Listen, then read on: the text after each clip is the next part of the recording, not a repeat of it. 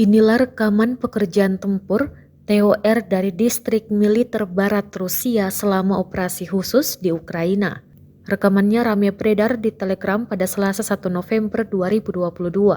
Dalam keterangan unggahan, disebutkan setelah mengambil posisi, perhitungan dengan bantuan stasiun radar mendeteksi UAV musuh yang mendekat. Setelah mengidentifikasi target, peluncuran rudal dilakukan.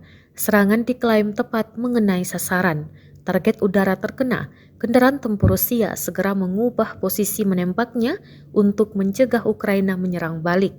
Diketahui sistem rudal TOR adalah sistem pertahanan udara bergerak permukaan ke udara, ketinggian rendah hingga menengah andalan Rusia.